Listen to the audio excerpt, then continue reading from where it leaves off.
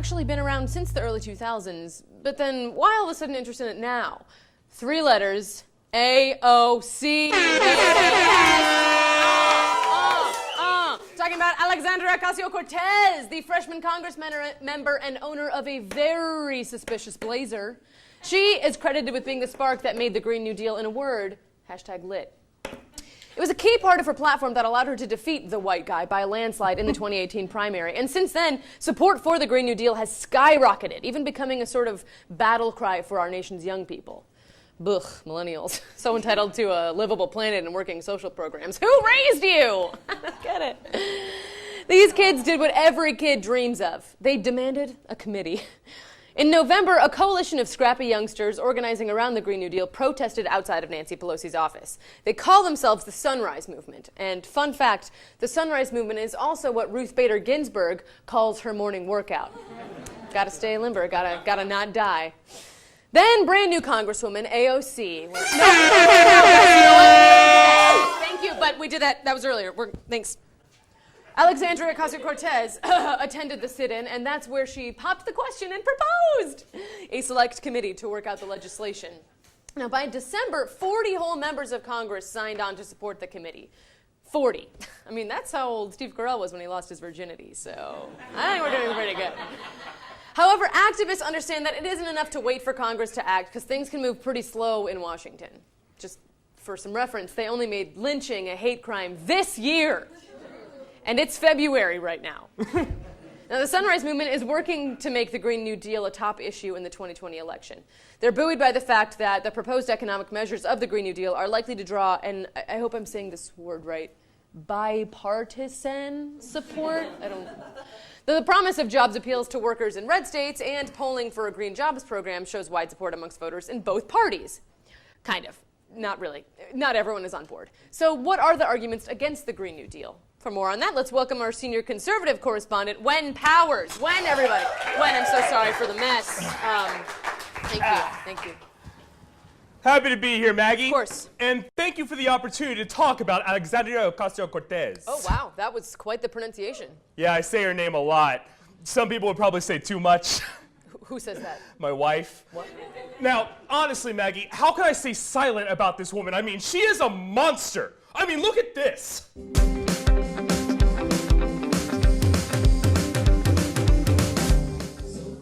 Why are we playing this video still? Because! Who does she think she is? She's like some kind of conniving witch, and I'm that Disney character that everyone loves that she's trying to trick. I'm not sure what you're talking about. Ariel? No, Judge Frollo. All right. Look, what about her policies? She seems to be making a pretty big splash in Congress. Well, yes, Maggie. She is actually responsible for a big shift in what we call the Overton window. And what's that? Well, the Overton window is the set of ideas that you can allow in the public discourse. By making more extreme ideas mainstream, you shift where the reasonable center is. For example, Republicans can no longer run on being against gay marriage. Or, for example, we all loved Anne Hathaway. Then we hated her for some reason for a while there, and now everyone's back on board with Anne Hathaway again. All right, wait. So how does this all relate to the Green New Deal? Well, because of Alexandria Ocasio-Cortez, the Overton window for climate change has shifted from ride a bike once in a while to actually doing something, which is pretty scary for me. But how is that scary? I mean, what are the reasons we shouldn't? Well, I believe Republican powerhouse and fraternity pledge class president Tucker Carlson said it best. How well is wind power going to heat your house when it's 30 below? Powerful stuff. No, that doesn't make sense. That's not how it works. The wind power would just power the same kind of heaters that already exist. Maggie, wind is cold.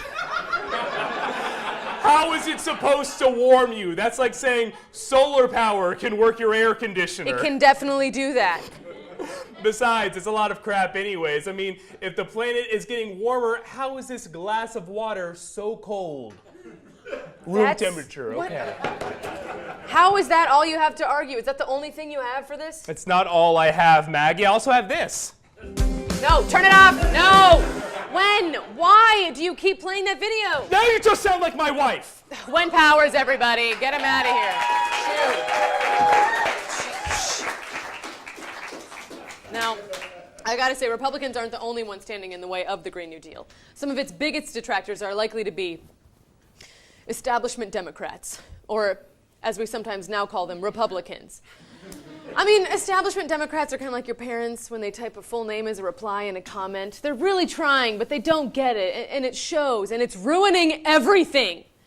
They also tend to be more interested in preserving the status quo than responding to the needs of their constituents, like Joe Manchin taking money from fossil fuel, or Chuck Schumer taking money from fossil fuel, or the entire DNC taking money from fossil fuel. So if I'm following this correctly, the GND is bipartisan in that it appeals to both Democrats and Republican voters, but it's facing opposition from both Democratic and Republican lawmakers, so I guess it's also nigh-partisan.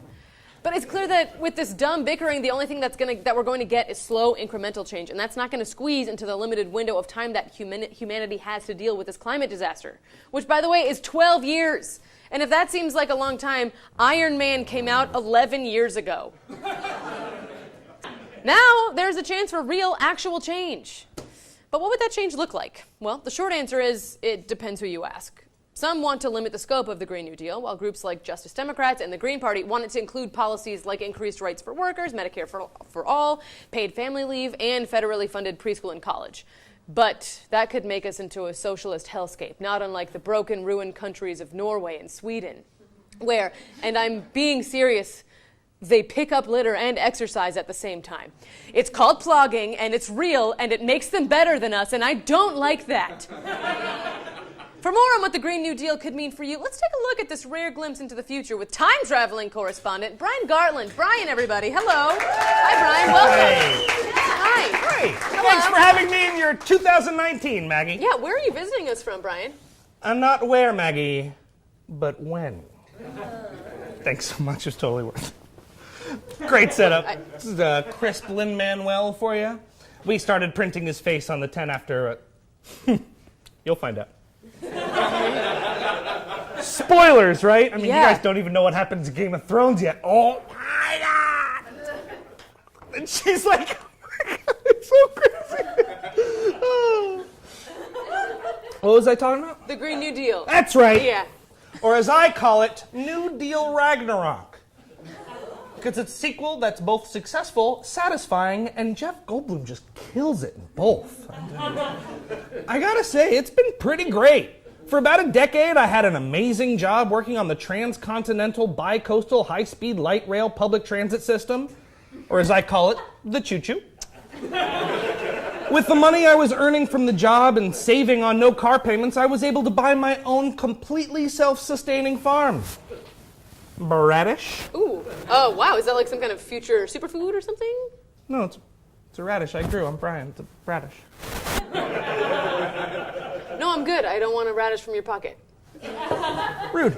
Well, employment rates went crazy. People building the train, people driving the train, hosting singing competition shows on the train, building giant wind farms, maintaining giant wind farms, selling legal pot to lonely wind farmers. Energy is a growth industry. They're not actually great. It's from your pocket. I'm not going to eat it. After the Great War ended and all the fires were put out, unemployment... Wait. Hey, whoa. You just glossed over something pretty big there. Did you just say Great War? Yeah. A Great Carbon War, but you saw that coming, right? No, I definitely didn't. What happened? Well, eventually energy producers were regulated and taxed based on their environmental impact. Carbon emission output was highly fined. Manufacturing and transportation companies were charged and taxed based on consumption of resources, and huge investments were made into public transportation. Well, I mean, all that sounds great. So when did the war start? The second those bills became law. What? I call it the Great Oil Coup of 2022. Nobody else does. That's not the year it happened. I just do it for the rhyme. Oh, my God. It was crazy, though. I mean, Halliburton's private army stormed the Capitol. Elon Musk exploded trying to escape to Mars. And the rest, as they say, is history.